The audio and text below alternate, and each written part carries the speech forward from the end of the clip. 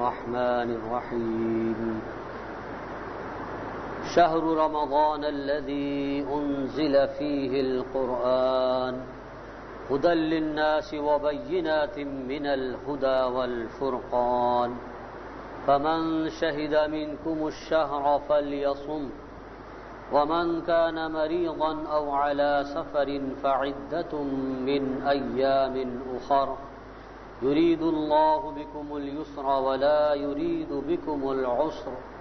وَلِتُكْمِلُوا الْعِدَّةَ وَلِتُكَبِّرُوا اللَّهَ عَلَى مَا هَدَاكُمْ وَلَعَلَّكُمْ تَشْكُرُونَ صدق اللہ العظیم رب اشرح لي صدری ويسر لي أمری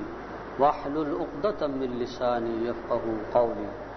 اللهم ألهمنا رشدنا واعذنا من شرور أنفسنا اللهم ربنا أرنا الحق حقا وارزقنا اتباعه وَأَرِنَا الْبَاطِلَ بَاطِلًا وَارْزُقْنَا اجْتِنَابَهُ آمین یا رب العالمین۔ حاضرین محترم، 2 ہفتوں کے ناغے کے بعد حاضری ہوئی ہے۔ کچھ طبیعت کی ناسازی تھی اور کچھ موسم رکاوٹ تھا، تو اب اس وقت ہم شعبان کی بالکل درمیانی تاریخ میں موجود ہیں، اور یوں سمجھیے کہ اب رمضان مبارک کی آمد ہے۔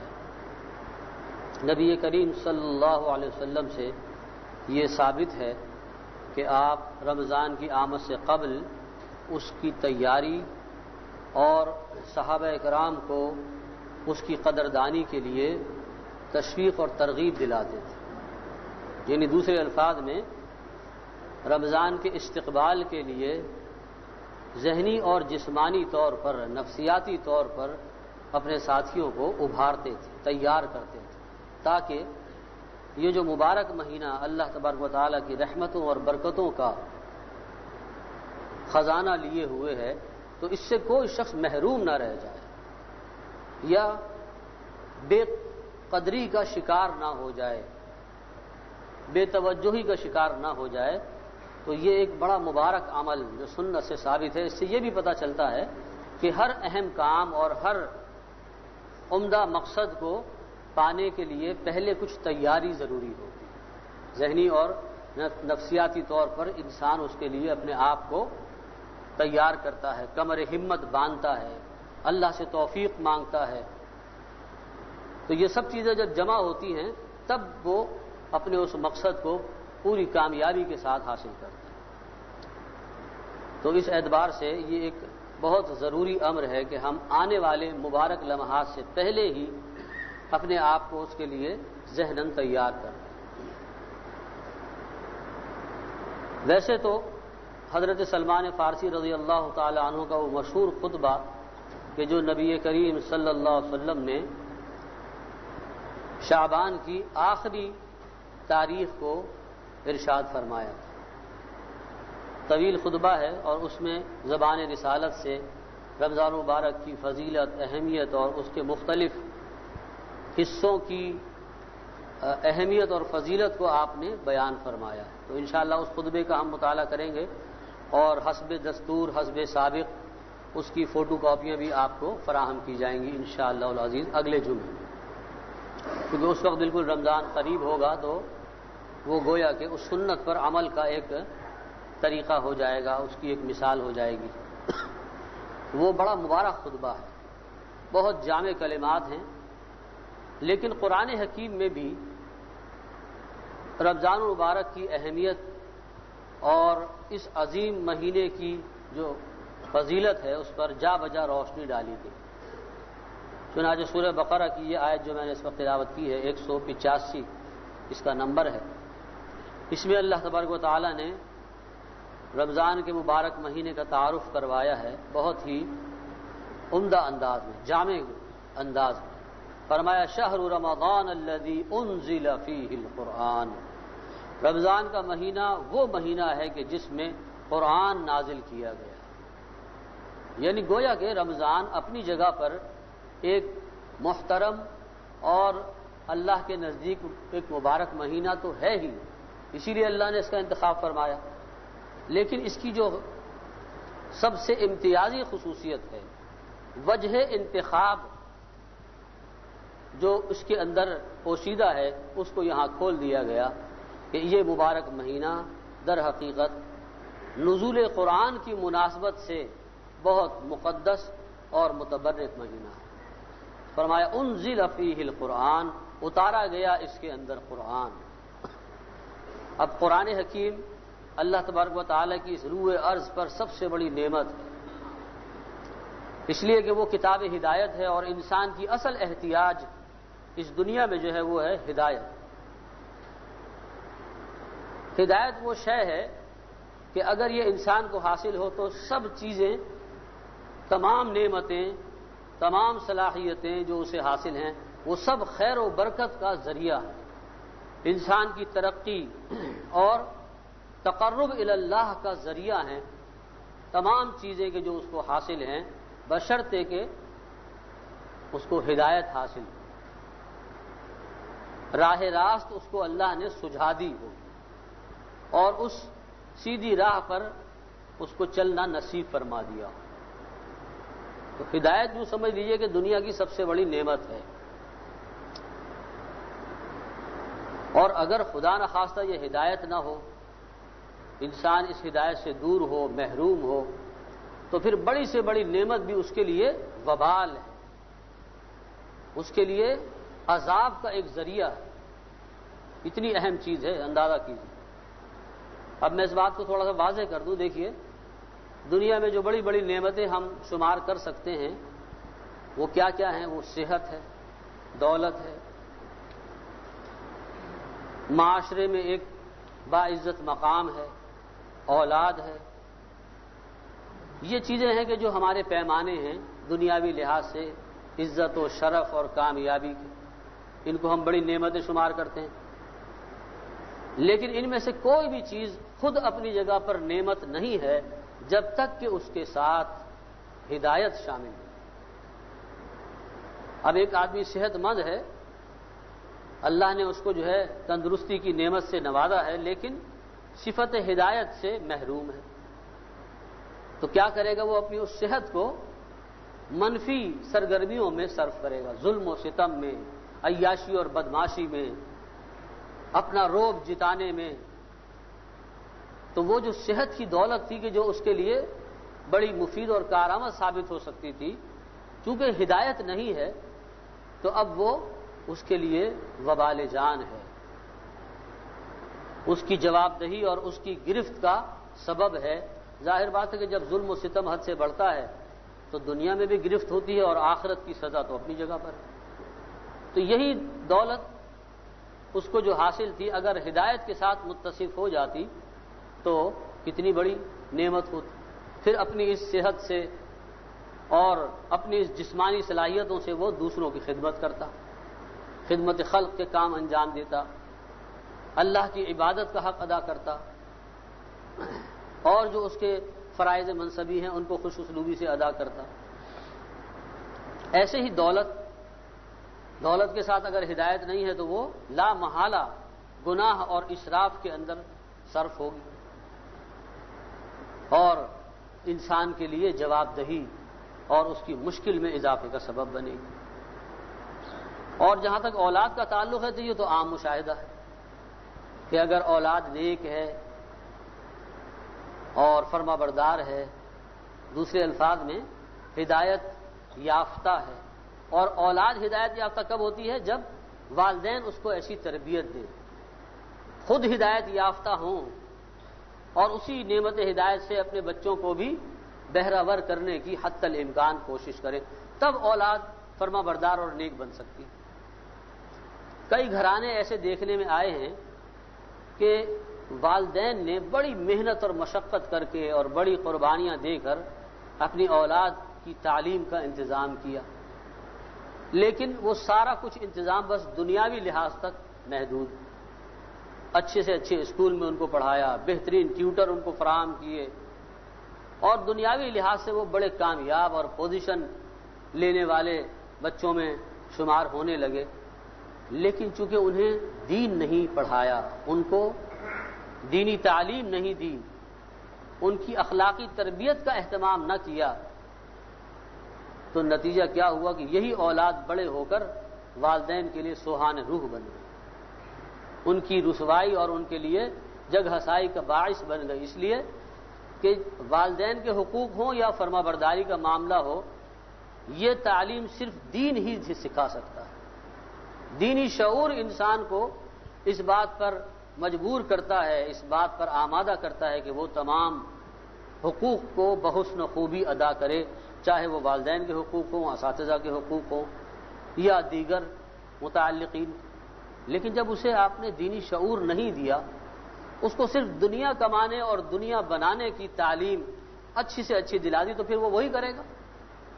پھر اگر آپ اس سے یہ توقع کریں کہ وہ بڑا ہو کر آپ کا حق پہچانے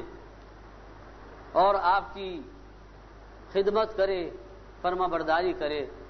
تو یہ تو اس کی تعلیم کا حصہ تھا ہی نہیں۔ مادہ پرستانہ ذہن بنایا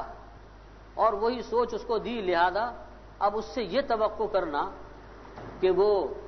دینی لحاظ سے جو ہمارا اسلامی پس منظر ہے، جس میں والدین کا ایک مقام ہے، ان کا ادب و احترام ہے، اس طرح سے اس کا طرز عمل ہو جائے، ای خیال است و محال است و جنو است، لہذا سر پکڑ کر روتے ہیں۔ کوئی اس بات پر ملول ہے کہ میں نے کیوں اپنے بچوں کو باہر پڑھنے کے لیے بھیج دیا، یہ تو بالکل مغرب زدہ ہو گئے، یہ تو نماز روزے سے بھی گئے، والدین کی اطاعت اور فرما برداری اور حقوق تو دور کی بات ہے، بنیادی جو فرائض ہیں ان سے بھی یہ تہی دامن ہو گئے، اس لیے کہ وہاں کا جو ماحول ہے اور وہاں کی جو فضا ہے وہ تو انسان کو دین سے دور ہی کر سکتی ہے۔ اور بعض اس بات پر افسردہ ہیں کہ کیوں نہ ہم نے اپنے بچوں کو دنیاوی تعلیم کے ساتھ ساتھ کچھ دین بھی پڑھا دیا ہو۔ تو یہ المیے ہیں، تو ان المیوں سے نجات کا ایک ہی طریقہ ہے کہ انسان ہدایت کو تھامنے کی کوشش کرے، اللہ سے ہدایت مانگے۔ اور دیکھیے اللہ تعالیٰ نے ہمارے کہے بغیر، ہماری خواہش کے بغیر اللہ نے ہماری اس ضرورت کو دعا بنا کر نماز کی ہر رکعت میں شامل کر دیا۔ اب آپ کو شعور ہو نہ ہو، آپ جب بھی نماز کی نیت باندھتے ہیں تو آپ سورہ فاتحہ میں جو دعا کرتے ہیں، آپ نے کبھی غور کیا کہ سورہ فاتحہ کی 7 آیات میں صرف ایک دعا ہے، صرف ایک دعا ہے، اور وہ ہے اہدنا الصراط المستقیم، اے رب ہمیں سیدھے راستے کی ہدایت نصیب فرما،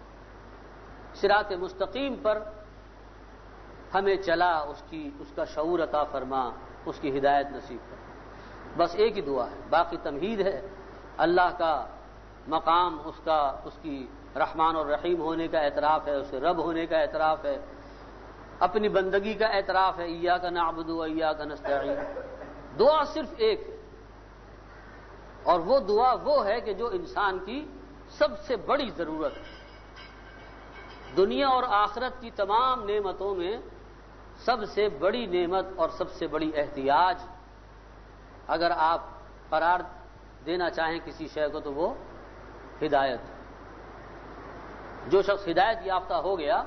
تو وہ سمجھ لیے کہ اس کو تمام خزانے مل گئے۔ اب وہ دنیا میں جس حالت میں بھی ہے، جس انداز میں بھی اللہ نے اس کو رکھا ہے، اپنی حکمت کاملہ سے، اپنے علم کامل کے مطابق ہر انسان کے لیے اللہ نے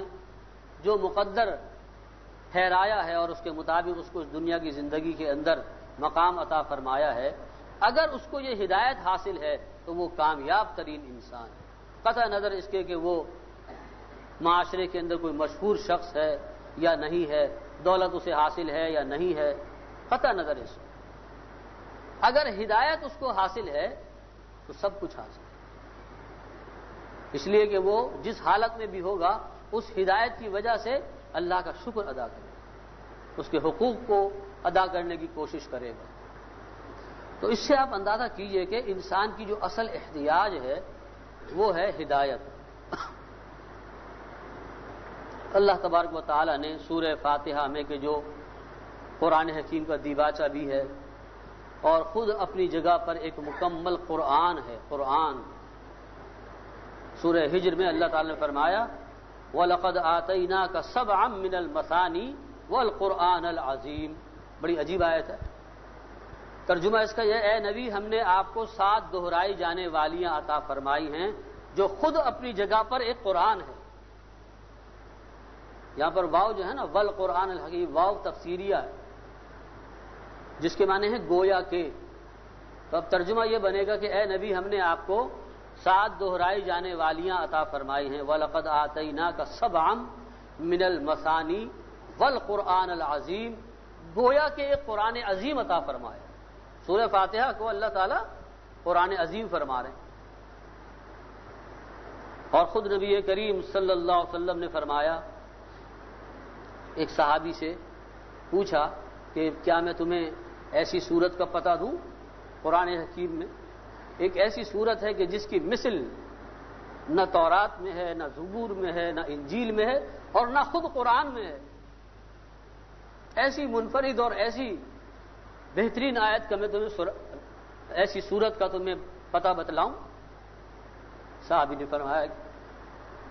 کہ ضرور بتلائیے، میرے ماں باپ آپ پر قربان ہو، اتنی اہم بات. تو آپ نے ان کو فرمایا کہ وہ سورہ فاتحہ جس سے تم اپنی نماز کا آغاز کرتے ہو، یہ وہ سورت ہے کہ جس کی مثل پورے قرآن میں نہیں. یہ وہ مکمل سورت ہے جو پہلی مکمل سورت اللہ کے نبی صلی اللہ علیہ وسلم پر نازل ہوئی، پہلی مکمل سورت سورہ فاتحہ. تو لہذا سب سے زیادہ احتیاج انسان کو جس شے کی ہے وہ ہے ہدایت، اور مرتے دم تک وہ اس کا محتاج ہے. اس کے درجات ہیں، ماں کی گود سے لے کے اور قبر کی گود میں جانے تک انسان ہدایت کا محتاج ہے. اور اللہ تبارک و تعالی درجہ بدرجہ اور حسب طلب اللہ تعالیٰ وہ ہدایت بندے کو عطا فرماتے رہتے ہیں. اس کے پاس ہدایت کے خزانے ہیں. مانگنے والوں کو مانگنا نہیں آتا، ان کی طلب میں وہ صدق نہیں ہے، وہ سچائی نہیں ہے. اگر وہ صدق پیدا ہو جائے، وہ تڑپ پیدا ہو جائے تو اللہ تعالیٰ کے پاس ہدایت کے خزانے، اور وہ درجہ بدرجہ انسانوں کو ہدایت سے نوازتا چلا جاتا ہے، حتیٰ کہ انسان جو ہے وہ اللہ تعالیٰ کا مقرب بارگاہ بن جاتا ہے. تو اس اعتبار سے اس ہدایت کا جو سرچشمہ ہے، جو انسان کی سب سے بڑی ضرورت ہے، اس ہدایت کا جو سب سے بڑا منبع ہے، سرچشمہ ہے، وہ ہے قرآن حکیم. ہدی للناس وبینات من الہدی والفرقان، یہ ہے وہ کتاب ہدایت کہ جس کو پڑھنے سے، جس کو سمجھنے سے، جس کو حرز جاں بنانے سے ہدایت کے درجات میں مسلسل اضافہ ہوتا رہتا ہے. قرآن پڑھتے رہو اور ہدایت کی سیڑھیاں چڑھتے رہو. یہ ہے پکار، یہ ہے پیغام. اللہ تبارک و تعالیٰ نے یہ قرآن حکیم نازل فرمایا اس مبارک مہینے میں. اور سب سے اہم کام جو اس ماہ مبارک میں انسان کو کرنا ہے روزوں کے علاوہ، روزہ تو اس کی سب سے اہم صفت ہے، اللہ کے لیے اپنی بھوک پیاس کو، اپنی خواہشات کو روکنا، برداشت کرنا، جس سے کہ تقویٰ پیدا ہوتا ہے، للہیت اور پرہیزگاری انسان میں آتی ہے. اور اس تقویٰ کی دولت کو حاصل کر کے پھر قرآن حکیم کی ہدایت کو جذب کرنا، یہ ہے اصل میں پروگرام کہ جو اللہ تبارک و تعالیٰ نے اس ماہ مبارک میں عطا فرمایا. انشاءاللہ اس کی مزید وضاحتیں اور قرآن اور رمضان کا جو باہمی تعلق اور لزوم ہے اس کی بہت ساری ڈائمینشنز ہیں. سادہ سا تعلق نہیں ہے کہ بس قرآن کا یہی تعلق ہے کہ وہ رمضان میں نازل ہوا تھا، بس کسی اور مہینے میں نازل ہو جاتا تو اس مہینے سے نسبت ہو جاتی. صرف یہ سادہ سا تعلق نہیں ہے. آپ محسوس کریں گے جب تفصیل بیان کی جائے گی کہ کئی ڈائمینشنز ہیں، کئی اعتبارات سے قرآن اور رمضان کا آپس میں تعلق ہے. تو یہ ماہ مبارک ہم پر سایہ فگن ہے، آنے والا ہے. تو اس کی تیاری کے لیے ذہناً، قلباً اور نفسیاتی طور پر اپنے آپ کو تیار کر لیں، چاق و چوبند کر لیں، اور عزم کر لیں کہ اس ماہ مبارک میں زیادہ سے زیادہ اللہ تبارک و تعالیٰ کی عبادت اور قرآن حکیم کی تعلیمات اور اس کی ہدایت سے بھرپور استفادہ کریں گے. اللہ تعالیٰ ہم سب کو اس کی بیش توفیق عطا فرمائے. وآخر دعوانا الحمد للہ رب العالمین.